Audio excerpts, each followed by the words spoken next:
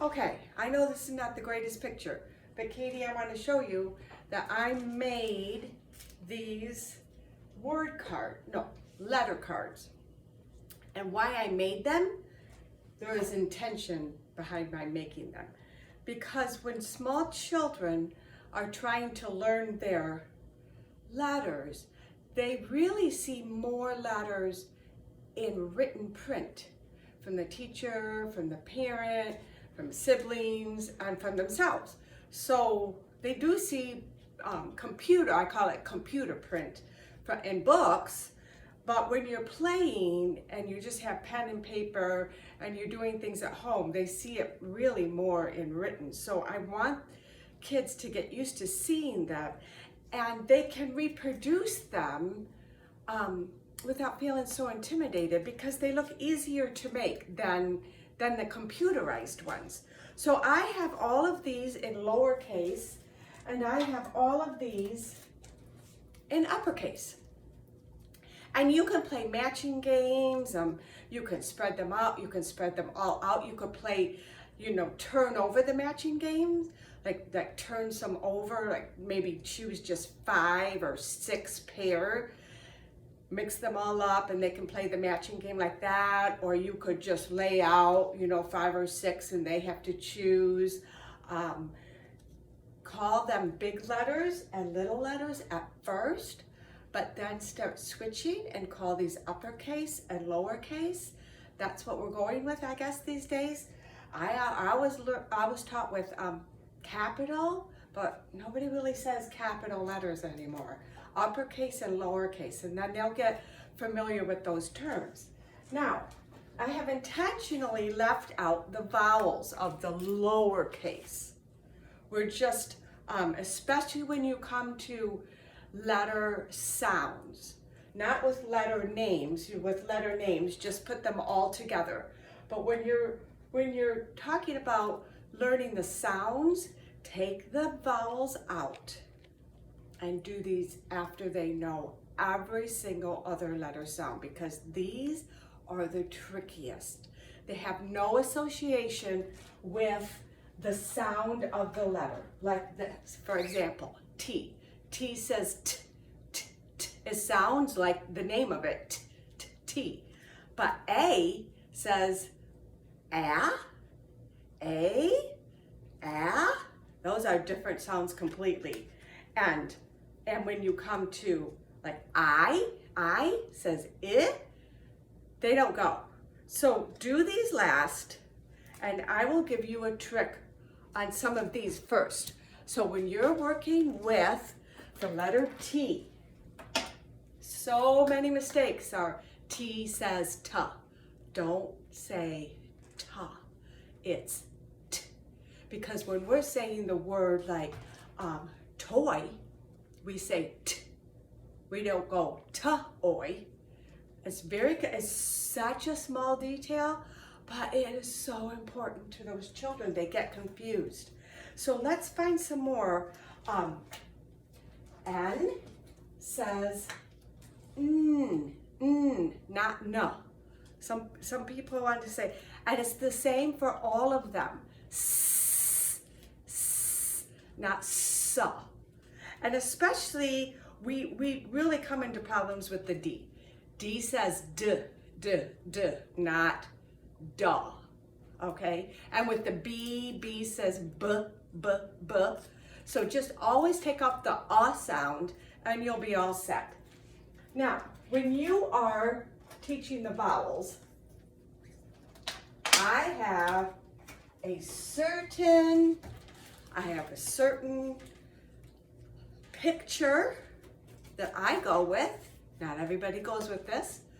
I have made these silly cards, and I will tell you, the children can relate to these silly hand-drawn pictures. Once again, they're not so intimidated by that, and they can reproduce them.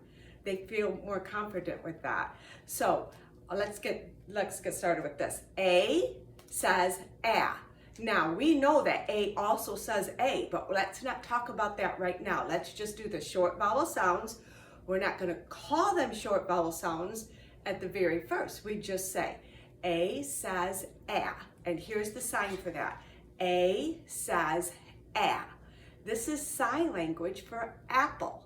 And it's your thumb is between your fingers like that. And when you tell the children that they're learning sign language, they're very excited about that. So A says A. And when we say the sound, we do the sign. And that helps them to remember it. So A says A. And you could put your own magnetic magnets on the back. Then they're a lot easier to handle. E. Now we come to E. Most people say use the picture for elephant for E. I don't use elephant because, listen to it, elephant. A lot of children think that elephant starts with L, or they get confused and they say L says A. So there's a confusion there. So I thought of a word where it's very distinct, and E says Eddie. This is a silly picture of Eddie. He is doing a karate kick. And I know the kids say when they do the karate kick. But when you repeat this over and over, they'll get it. They'll start saying and that's your sign. E says and this is silly Eddie doing his karate kick. Whoops, maybe that's not going to stick. Oh, I guess that's not going to stick. Okay, and I, igloo, igloo. Some people use the word itch. Well, that's fine. That sounds fine. But when you see the word in print, itch, it's IT, which is very confusing to kids because one of the first words that they learn is it. And they will want to say it. What is that? And they're so confused. So igloo, even though we don't really, we can pretend to build an igloo and we can talk about that and what the word igloo means. And we use this sign, igloo. And this is the sign language for I, for hearing impaired. It's the sign for I. So I says it. That's how we do that. And if they can't remember when we're practicing, I will say, use your picture. Use your picture. And then they'll use the picture. And that's why we have the picture so big, because it's very tricky. And then when you come to O says ah, and this is octopus. And I realize that the mouth on an octopus is underneath, but we can just say this is a cartoon. This is a silly octopus.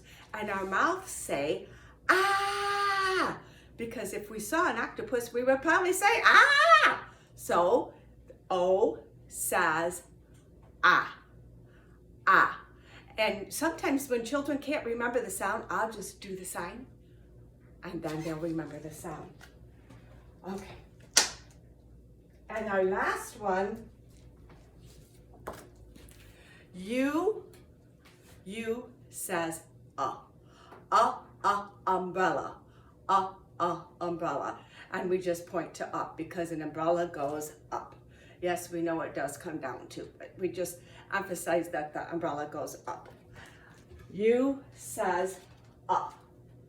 And as they get better and better at these, you can just have the letters facing yourself and just say, what says I? What says I? And then the child will answer I. What says ah?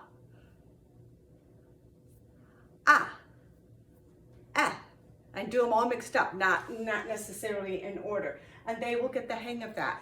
And then then they will know all their consonant sounds, all their vowel sounds, the short vowel sounds. And after that, then you just say vowels also say their own name. A-E-I-O-U, like ate, I ate. And we emphasize how it's saying its own name. And that's the easiest part. And then there's a whole phonetic strategy to when you say the short vowel sound and when you say the long vowel sound, but we will talk about that later.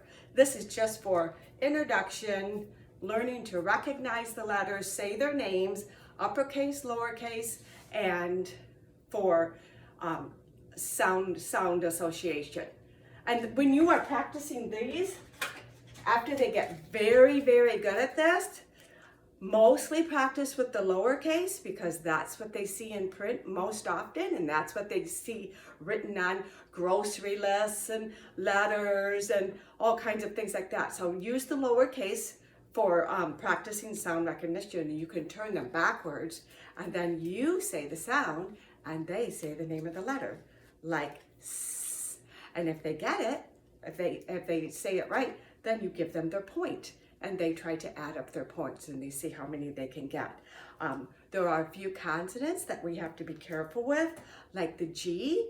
We start with G, G, G. I realize it does say J also, but let's do that later, one step at a time. G says G, like go. And we don't say B says bat. B says B. And we have a name, B, and it says a sound. Just like the child has a name and the child can say a sound. That's what I associate it with. So good luck and have fun.